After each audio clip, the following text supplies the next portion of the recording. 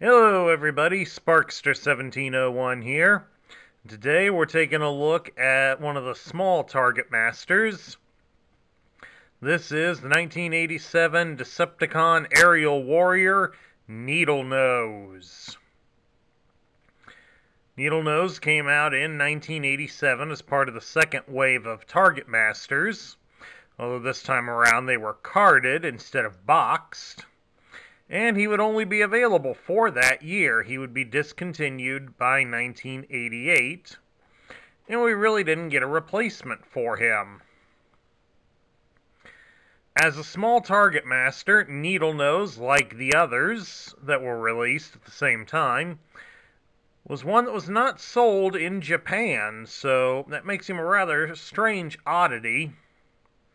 And of course, like the others of this size, they come with 2 Target Master figures, and they have the added gimmick that they can be combined together to form one super weapon,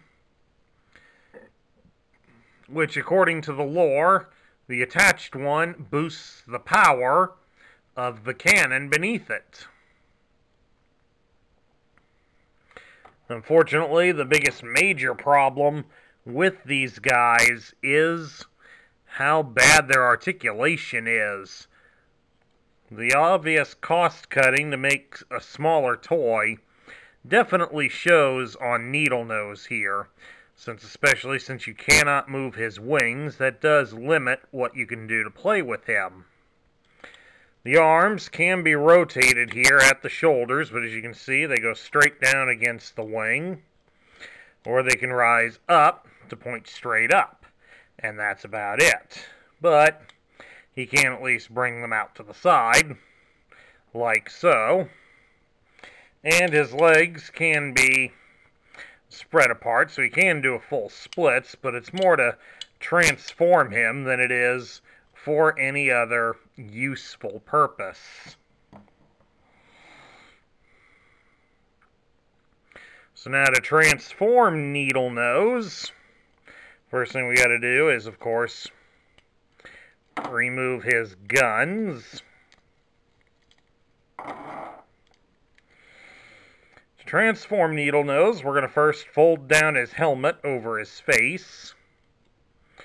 Then we're going to take his arms, and we're going to fold in the fists into them, like so.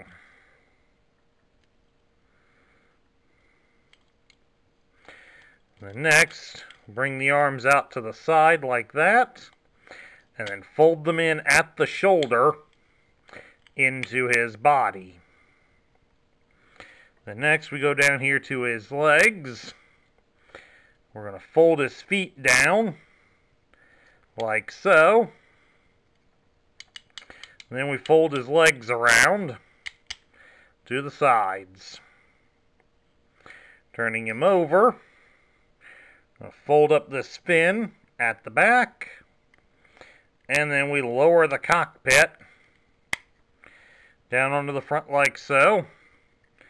Of course, we've got optional front landing gear to deploy.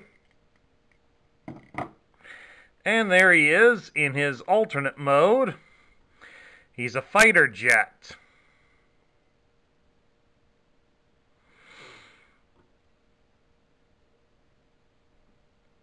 It looks sort of similar. I can't make out exactly what kind of fighter jet he's supposed to be. Especially since he does look kind of weird the way the front landing gear is deployed. Don't know if it's coming off very well on the camera or not, but it does look like he's raised up in the front just a little bit.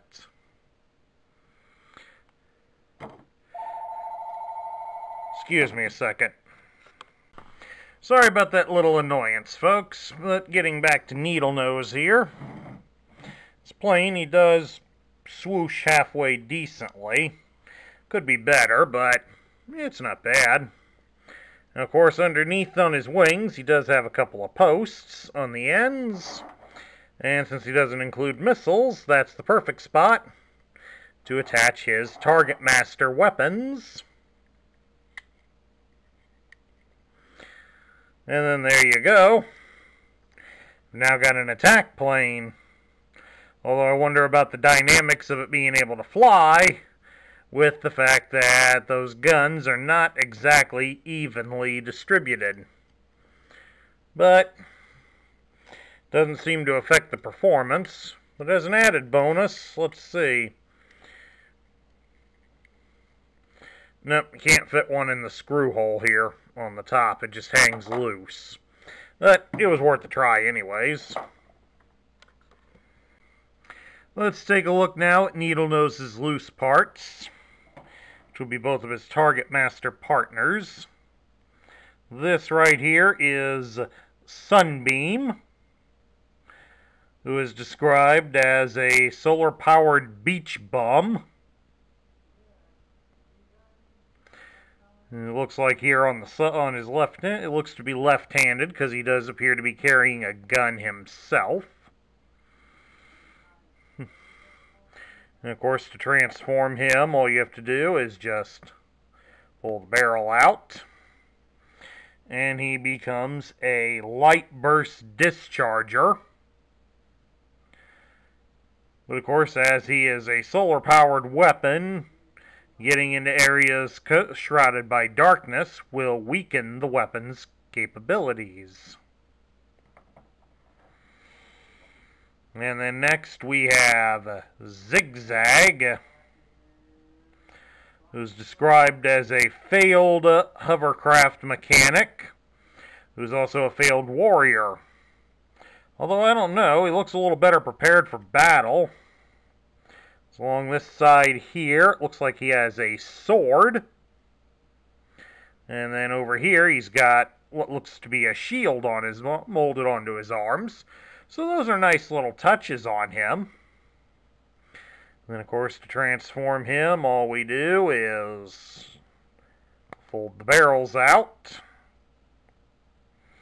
And he becomes a slightly inaccurate twin electrostatic overloader rifle. It leaves one to wonder just how inaccurate he is. And of course, to combine them into the super weapon, we just fold one of them back up. We'll fold Zigzag back up here. And then you just plug him in into the other robot facing the other way. And there you have a super rifle. Nice little touch. Now, of course, we'll take a look at his file card. As you can see, we have a pretty good version of his file card. It's got a very nice picture of him here with the super weapon. Of course, they show here on this side, they do a reversed version of the super weapon. Of course, he'd be here in his plain mode, and down here would be the Target Masters. And this one still has the price tag. This one was apparently sold at a Kmart for about $7. On the back side, up here at the top, we have the barcode and the robot points. He was worth 1 point. Got a rather decent drawing of him right there, which is intended to look similar to the picture that would be on the front and on the tech spec. And here it shows all the things he comes with. How to transform both of the guns. Then, of course, how to attach them to the plane. And then we go through the process of transforming him. And then make the super weapon. And the final steps. And, of course, putting the stickers on. As you may have probably figured, my toy here does not have the stickers. Anyway, down here we have the tech spec. It's done primarily in purple to show he's a Decepticon. Even lists him as a Decepticon, and it uses the same picture that's on the front of the package. It gives his name as Needlenose, and his function is Aerial Warrior. His motto is, get hip or get hit. The coolest Decepticon ever to crush an Autobot. Believes the secret to being bad is to be bad. Very original.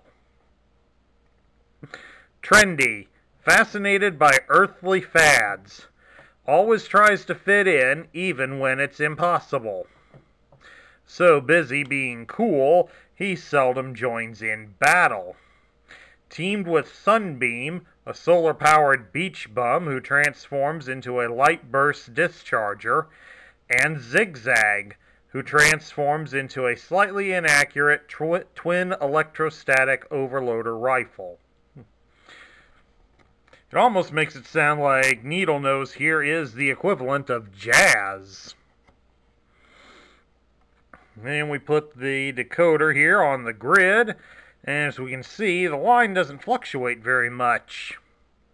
It gives his strength as 7, his intelligence is 6, his speed and endurance are both 7, his rank is 5, his courage is 9, his firepower is 8, and his skill is 7. So, Needlenose here is a rather powerful warrior, to say the least. That's when he bothers to join in the fight. So now we get down to my thoughts. What do I think of Needlenose? Needlenose is certainly an interesting character, to say the least. As he's an equivalent to Jazz, that might help encourage people to want to get him, but I kind of digress. It's hard to imagine that a Decepticon would want to emulate somebody like Jazz. The More Than Meets the Eye guidebook suggests that Needlenose was something of a celebrity on Cybertron before the war broke out. But as the Autobot government decided they wanted to put more attention on social concerns rather than on what Needlenose was doing today, or 3 weeks ago, he decided to retaliate by joining the Decepticons.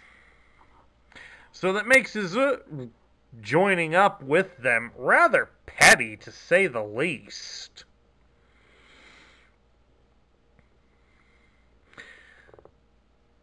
As for the toy itself, it's pretty bland, to say the least. The articulation is rather poor, especially when, as we've seen with Quake, these guys could have been given some very good articulation. But unfortunately, the two that were made to fly were given the worst articulation out of the Decepticon small target masters. His little weapon figures, they're not bad. I do like the extra attention to detail that they were given. You can look at them and you can see they've got weapons molded onto them. The only downside is, since those figures have no articulation, it's kind of wasted on them. So, all in all, I think Needlenose is going to be one of those that sits roughly in the middle tier, but just barely falling out, barely avoiding getting into the bottom tier. He is a powerful warrior, to say the least, from his tech specs, when he bothers to show up for a fight. So, they can rely on him as when they have him there. But more than likely, the Decepticons really don't count on him to be of any value whatsoever. And that concludes my review of the Decepticon Target Master, the Aerial Warrior Needlenose.